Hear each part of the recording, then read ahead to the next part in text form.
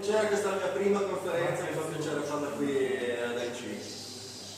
Vi racconto il viaggio che ho fatto con AD come guida eccezionale, settembre-ottobre dell'anno scorso. Tutte le foto ho avuto la fortuna di farle io, è andata benino secondo me. Ne avevo talmente tante che non vedrete tutto il viaggio. Vedrete, siamo partiti da Pipili. Purtroppo Google Earth non va, se no vi facevo vedere anche la cosa, faccio una registrazione della roba che vi volevo far vedere e la metto da qualche parte. Vedrete il pezzo che ho chiamato Mahal and Back Again perché sono anche un nerd, lo sapete, il viaggio dello Hobbit che va al Montefatto e poi torna indietro. Allora, questa qua è la foto che ho scelto di copertina perché A è un trofeo, B è la prima località dove ci siamo immersi, C è uno dei tanti pesci che ho visto lì e che in acquari non mi era capitato di vedere. Allora, partiamo da casa. Questo sono io alle 2 del mattino pre-partenza che faccio un po' di test. Grazie anche un po' alle donazioni di qualcuno di cui non mi sono dimenticato. Sono riuscito ad andare con della bella attrezzatura e una fotocamera full frame mirrorless dentro lo scafandro, doppio flash, più o meno siamo lì. Hai fatto vedere? Sì. Questo è il bambino assemblato, ovviamente è da provare prima perché una volta che sei là avevo fatto un minimo del tracciato ma la connessione non collabora. Comunque Milano, vado con Qatar Airlines, Milano Doha, Doha Dar es Salaam. Il ritrovo è a Dar es Salaam con gli altri, poi ringrazio Miles qui perché mi ha dato un paio di dritte siccome ammazzarono un giorno extra che mi ero preso a Dar es Salaam e mi sono divertito pure lì. Poi c'è un altro volo che è molto facile rispetto a racconti horror di anni passati, siccome si arriva ai laghi, 20 ore di macchina, cose. C'è un bellissimo volo interno Air Tanzania da Dar es Salaam a Mpanda e poi ci sono, e questo era l'aereo, l'aeroporto di Mpanda è molto carino, c'è una pista, il volo ogni 3 giorni, no, 3 volte a settimana. Si viaggia bene, ha un costo modico su 100 euro questa tratta interna e ve la dovete organizzare bene, ma noi avevamo una guida insomma d'eccezione e quindi siamo arrivati qui e il piano è che ci acchiappa, ci viene a prendere Giuma con il 4x4 tutto organizzato dai nostri amici del Kipili Lakeshore Lodge. Hanno tutti le Toyota, questo è un Toyota Land Discovery, Cruiser. E ci attacchiamo un'ulteriore bella cosa perché il tragitto da Mpanda a Kipili, che è il nostro campo base sul lago, si passa attraverso il Parco Nazionale del Katavi dove siedono tante belle cose. Quindi dov'è questo Mpanda? Un po' nell'interno? Sì, Mpanda è all'interno della regione del Rufua. E nella strada, questo è il ritorno in realtà, però questa è la strada principale per passare attraverso, si hanno 3 ore qualcosina di macchina, 3 ore e mezza, però insomma, intanto vedete anche... Io non ho capito su che lago siamo andati. Ci sono i leoni, ci sono waterbucks, gli elefanti, tantissime giraffe. All'andata abbiamo fatto sempre su qualche ora in più, abbiamo fatto anche un game drive, ci ha portato un po' in giro con un braccio al sacco, ci siamo fermati a fare un po' di foto.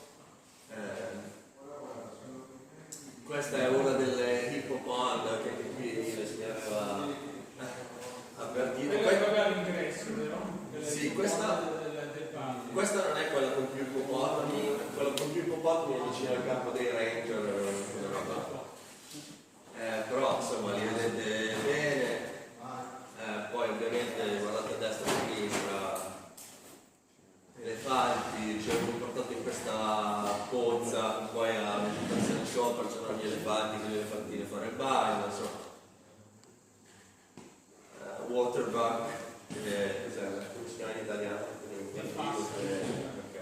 Cebu. Ok. E alla fine si arriva al Lakeshore Quando Lodge, nacque, che non quando è nacque. proprio il villaggio di Kipili, è appena di fianco. E qui mi viene da dire che aspettavo un'Africa molto rustica, in realtà qui insomma, sono andato abbastanza all'Africa massaggiata per occidentali. Il posto è molto bello, allora lì c'è Kipili, vedete quella parte lì in basso, queste sono le solite mappe di Gregor Bauer che su Tanganyika.si sono secondo me le migliori che ci sono in giro, e quello è il lodge. Ci sono due sistemazioni, una sono quelle che vedete lì lungo la spiaggia, che sono le beach villas, sono un po' più lussuose, poi ci sono le garden villas che sono invece in questo giardino a destra del caseggiato principale dove si mangia, c'è il bar, c'è un bel portico, eccetera eccetera. Quando sono andato io quel molo lì non si vedeva per discorsi di livello dell'acqua, che era molto alto nonostante fossimo alla fine della stagione delle piogge, tutto quello era sott'acqua. Questo è come si vedono le water villas, e vedete che il livello dell'acqua già è ben più vicino rispetto alla foto che abbiamo visto prima. Quello è il caseggiato principale, il molo era qua, ma come vedete non si vede tutto sotto, però vedete che insomma l'attrezzatura di barche eccetera eccetera non è proprio improvvisata. C'erano altri turisti? Lì c'è Ad, lo si vede benissimo, questo è Chris, il proprietario del lodge, il nostro capitano Corne, e questa è la prima uscita che facciamo per fare il test di tutta l'attrezzatura eccetera eccetera prima di andarcene per sostanzialmente 2 settimane. Quindi niente, ero molto carico, ma dicevo vabbè, dai, di test, vado lì, faccio 2 esercizi, 2 controllini e poi. Andiamo a Katale Bay, che nonostante abbia un nome molto malawi, non è. Però era vicino, e il primo giorno facciamo 2 test dive a Katale Bay e a una delle isole dell'arcipelago di Kipili, che è un altro posto dove si vedono tante cose belle, e siamo andati a Liwa Island. Qui c'è un po' di foto, sempre per farvi capire com'è il lodge, insomma, c'è i posaceneri carini, sono i disegni attaccati ai muri, questi li fa Ho visto stamattina. un'artista sudafricana che in realtà sta a Dar es Salaam, amica. Loro, ci sono i cuscini qui ad Antiochia, insomma, uno si sente. Tutti toccati. Sì. Avete tutto quello che vi serve se volete fare immersione, perché Chris è certificato NAUI, che è l'associazione di subacquea americana, quindi diciamo standard di questo tipo. Il dive center è questo qui, ci sono i gradini, e là dentro avete bombole, regolatori, pinne, eccetera eccetera. Io non ho portato nulla, ho affittato lì. È grosso, Sì. È tutta roba italiana perché è roba Scuba Pro. Insomma, non dico che come immergersi in Liguria, però a parte la barca forse. C'erano altri? Gav, Ce n'erano altri turisti? turisti lì. Allora, al lodge in realtà abbiamo trovato, si può anche campeggiare, quindi c'era gente con fuoristrada che passava, campeggiava, c'erano gente tanzaniana che vive in Tanzania e va lì a fare la vacanza, c'erano un paio di ragazzi che venivano dal Togo, che commerciano in spezie, gente molto. Non era affollato, questo no. Questo è quello che si è costruito Chris per allenarsi, non so, sei lì, si annoia. E poi ovviamente c'è il lago. E il lago, insomma, subito che ti fa desiderare molto di più. Breve capitolo cibo, anche lì uno pensa di andare a mangiare gli hamburger di Mosca, no. Mango coltivato, poi all'oggi abbiamo mangiato onestamente benissimo, noi come italiani ce la mettiamo abbastanza spesso, però lì veramente non devo dire, ho mangiato gli arancini siciliani, no, i ragazzi del Lakeshore, anche Adi fa gli arancini e la ricetta degli arancini gliela data Chris. No, sono molto in gamba gamba hanno un bello staff di cucina e hanno cuochi di queste tipo ci sono delle piattaforme di gente che vuole lavorare in giro per il mondo, quindi a rotazione ogni 6 mesi c'è lo chef sudamericano, l'altro tizio italiano, quando c'è il tizio italiano ci sono gli arancini, fanno la pizza, si mangia bene. Quella è una roba che ci siamo mangiati, questo è un po' del personale, è un villager produce. Sono abbondanti, si mangia, è molto buono. E poi ci siamo portato anche sulla barca, è la stessa roba che abbiamo mangiato, e abbiamo mangiato tantissimo pesce, soprattutto villager produce e latex.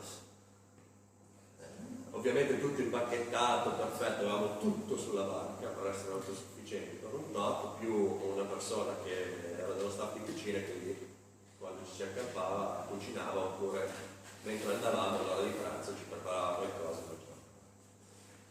Anacardi, se non avete mai visti, si presenta così, quello sopra è il frutto, ma il seme sta in quella parte là sotto, buonissimi.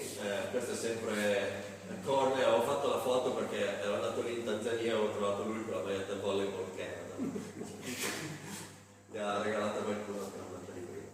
Questo è l'interno del lodge, sono riuscito a portare una delle mappe di Gregor che abbiamo anche condiviso noi forse l'anno scorso, quindi una è lì, l'hanno presa in questo punto vicino a quest'altra bella mappa della BTP che è fatta in legno, e poi è tutto molto bello, ricavato da vecchi fondi di barche, ci sono i libri, anche il bar ha le canoe come paralumi, veramente c'è il gin tonic, e poi c'è la barca.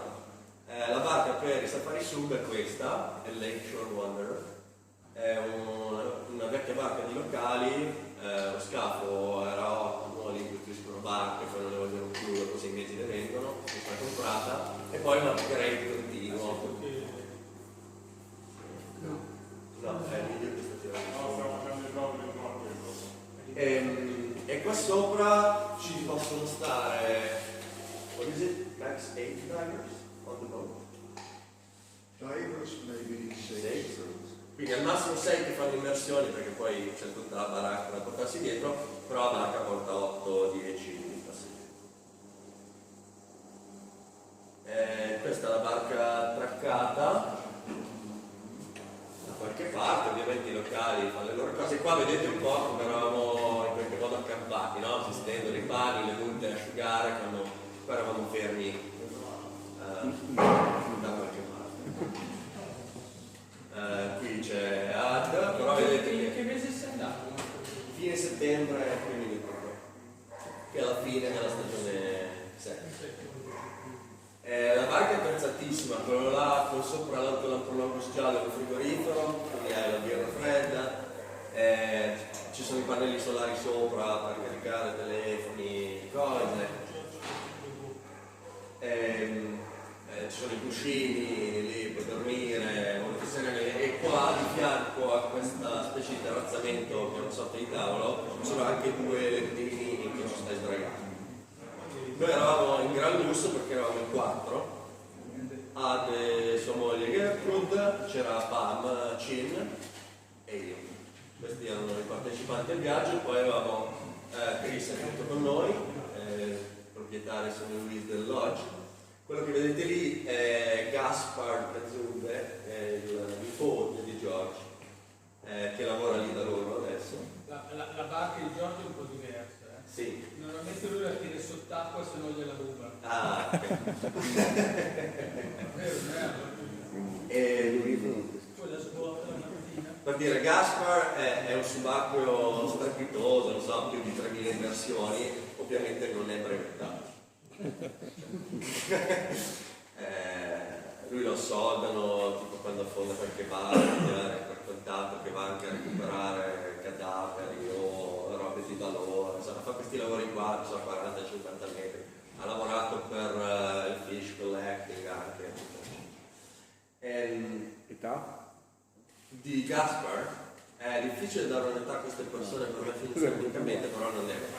È il nipote di Giorgio. È nipote. Giorgio ha 45 55 anni. lui 40, George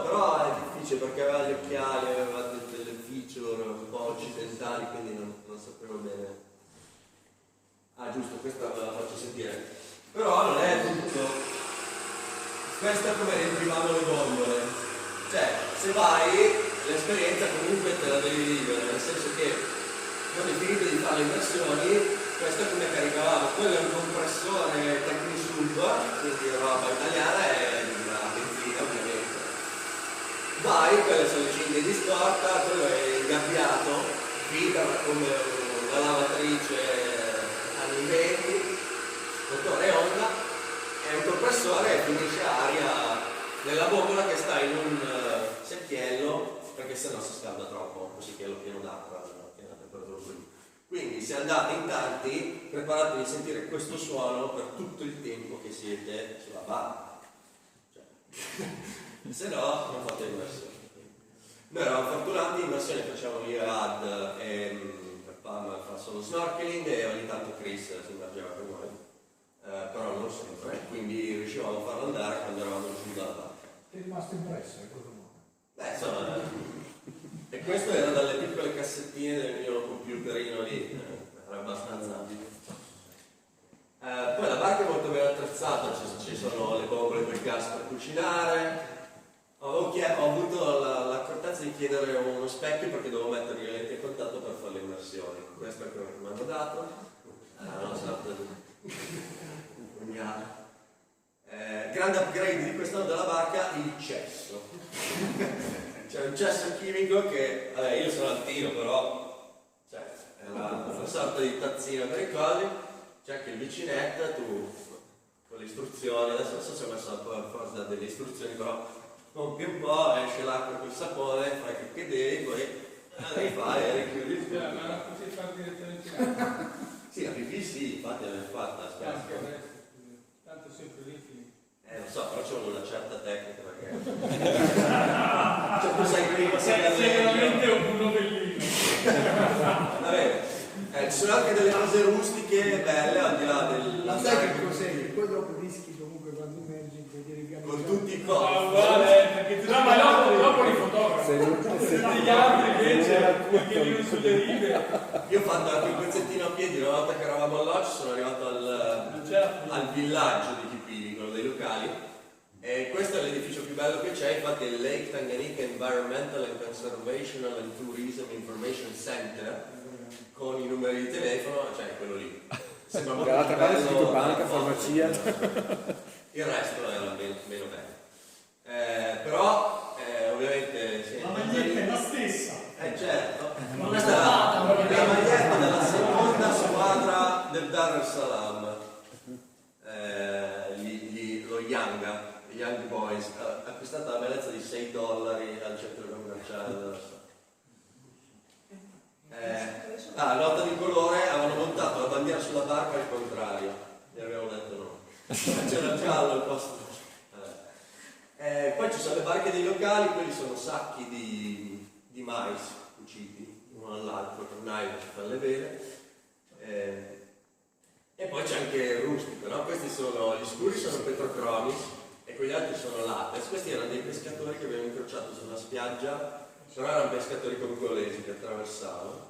E così è come seccavano il pesce. Vi assicuro che questo era abbastanza fresco, a parte che quando passavi di fianco la quantità di mosche che si tiravano su, ma è l'odore, devo dire, non l'abbiamo neanche provato, però non l'avrei assaggiato. Cioè, quello che mangiavi all'otto, Dici? Questi erano belli. Poi campeggiavamo in queste tende bellissime, avevamo una testa, lì c'è Gertrude, Ad e Chris e la sede di Pam è quella là, probabilmente stava facendo la pipì. O la foto. La foto. No, questa l'ho fatta io. E adesso arriviamo ai pesci. Vi faccio vedere un po' di località. Questa è Arcatale Bay e già lì la meraviglia è che entro e dico va bene, adesso sto tranquillo, faccio questo dive di te. Primo dive, un'ora, 50 specie, tutte nello stesso posto. Vi faccio vedere un po' di selezione delle foto che a me piacciono di più, meglio riuscite. Questo è un Caudopuntatus, quello che adesso si chiama specie Kipili, che è come gli altri Caudopuntatus, quelli con la dorsale gialla che si vedono in giro, però questo c'è solo nella parte centrale tanzaniana dell'Africa.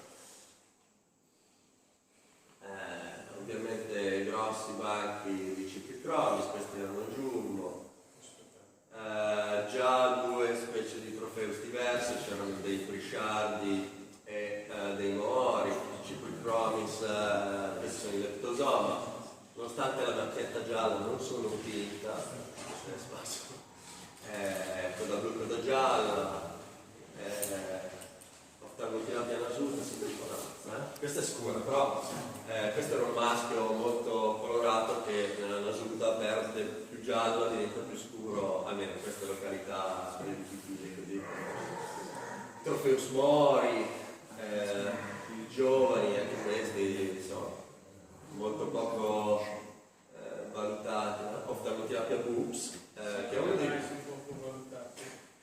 uno dei pesci che mi è piaciuto di più in realtà, perché al di là della solita conue, bellissima, nella costa tanzaniana ce ne sono tante che hanno punti diversi in questi highlights azzurri, e ce ne sono tante che sono veramente belle, poi ce ne sono di qualcuna. I chili del Tanganica, l'Ambrictis tanganicanus, questo è sempre, questo è il trofeo Sprisciardi, un po' più adulto, questo è il Mori, più adulto, marrone, ma mi piaceva un po' la dinamicità questa è la nasuta, non in... queste sono le nasuta gold, quelle dell'arcipelago. Allora, io avevo un obiettivo 70 mm e la macchina full frame, quindi non ha... Però è croffato, l'hai croffato? Sì, a volte sono croppate, sì. Sono Sono ritagliato per riprendere il frame intero. Poi anche specie che noi ne abbiamo meno viste, ma in realtà sono molto abbondanti. Questo è un Perissodus microlepus. Is it Perissodus? Stranelli. Poi lo rivediamo, questo sì, è un mangiatore di scaglie che si mimetizza colorazione frontosa, che era in colorazione tranquilla, poi lo vediamo anche. Grandi Petrochromis, molto i più aggressivi sono gli strati più superficiali, qua non si vede benissimo, però tante specie vicine, cioè lì sotto c'è un Variovichromis mori, se vedete sulla parte invertita di questa grotta, quelle sono Scrotilapia leptura, che ce ne sono veramente una quantità abominevole, cioè nell'ambito poco profondo, no, ce ne sono veramente tante, hanno la loro... Allora perché? Oftalmotilapia ventralis, questa è una bella forma tra quelle scure che ci sono poi nel mare e quelle che tendono più a giallo, più nella parte tanzaniana, c'è questa che è azzurrognola con queste cose arancioni. Granchi, questo era sticcato, ma poi ne ho visti anche di altro pesce molto comune negli strati superficiali, Xenotilapia papilio sunflower. Questo è un giovane Calyptus che quando li vedete in natura hanno dei colori veramente vicini, infatti si trovano abbastanza spesso. Grandi predatori, là dietro c'è un Apotaxodon, questo è un Lepidiolaprologus elongatus, Lepidiolaprologus attenuatus, altri Featherfins un po' meno roboanti. Questa era carina, questa versione di Conjunctoria longiventralis con questo dorsale, e quelli là dietro nello sfondo, là dietro c'è un Chatopharynx e di sotto ci sono delle Tilapia d'Arbenni, i Chatopharynx violettini di Pipili, che qui forse siamo transiti a Levo Island, qui siamo ancora al test dive del primo giorno. Profondità? Sì. Chatopharynx, non lo so, 5-10. Xenotilapia bullengeri, lì dietro c'è lo Scorpion Tanganica, che è il Pidiolaprologus dell'Airi, bullengeri molto belle, come si dice. Molluschi, questa mano di, non è la mia, è la mano di, no, è più grossa di una forza, questa è così. È un bivalve bello. Sì. Poi vi faccio vedere, poi gasatissimo, il giorno dopo, ok, oggi dobbiamo fare il trasferimento lungo, perché l'obiettivo era arrivare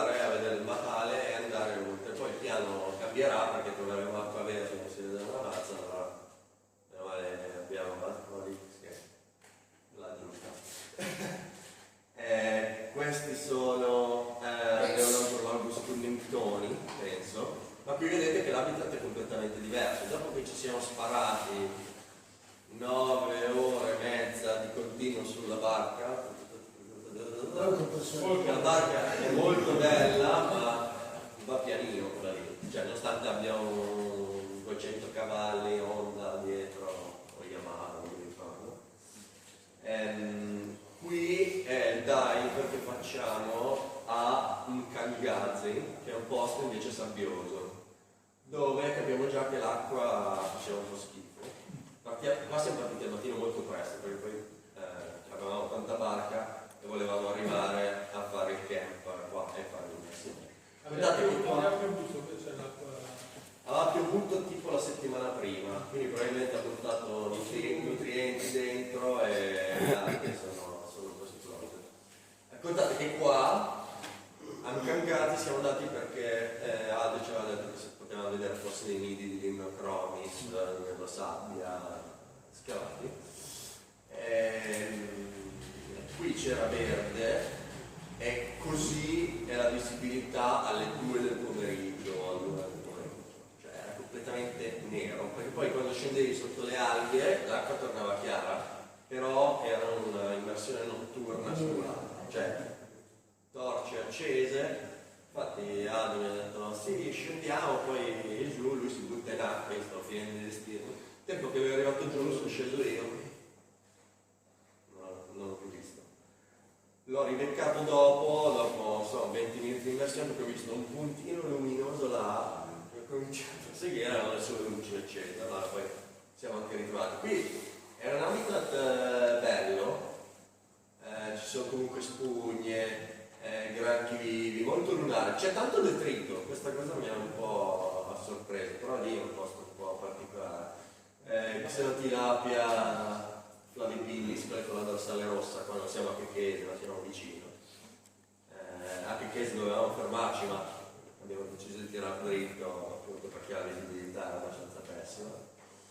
E qui era talmente buio che si vedono i pesci del night dive.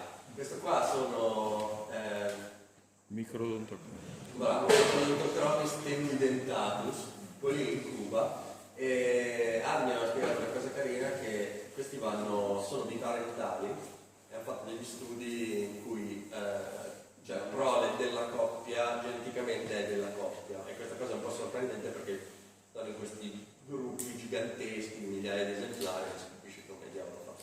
In realtà quando dormono vedi le coppie separate, quindi probabilmente c'è un modo in cui riescono a fare il salto di questa cosa. Qui sono riuscito a vedere anche qualche specie neozoaria, questa è una Xenotilapia nasus. Qui siamo andati fondini perché volevamo vedere i Limnochromis, quindi siamo stati 30-32 metri di profondità. E poi ogni tanto nella distesa del nulla di Xenotilapia eccetera eccetera c'era la conchiglia isolata, e qua bellissimi i brevis, proprio in un habitat diverso dal conchigliofilo classico, sabbia, una conchiglia e dentro ci stavano. Questa è sempre un'altra nasus che, come vedete dal pattern, era proprio dormiente sul fondo, non sono riuscito ad arrivare lì.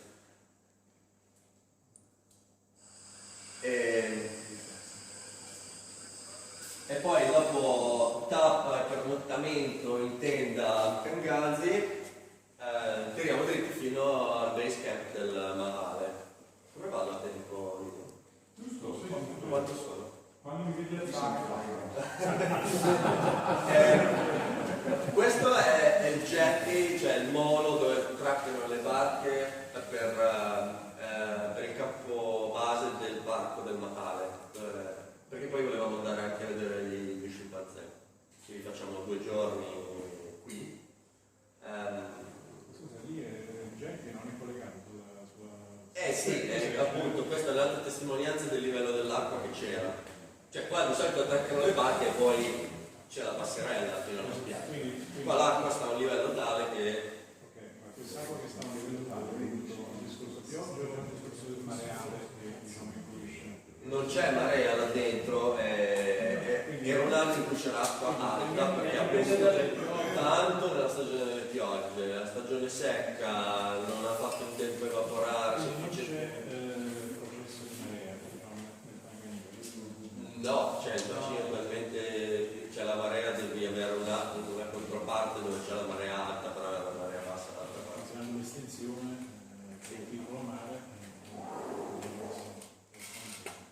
E questo modo qua, poi ovviamente io è la prima volta che andavo e volevo passare tutto il più d'acqua possibile, quindi ho anche snorkelato in questo qui, sotto c'è una rete di ciottoli portati, tipo i nostri edifizi, con una rete metallica, e là dentro mi sono divertito in lì dove sembra che non ci sia niente, c'è un sacco di mastacengoli che entravano e uscivano, dentro Tronis, pazzeschi, Texas.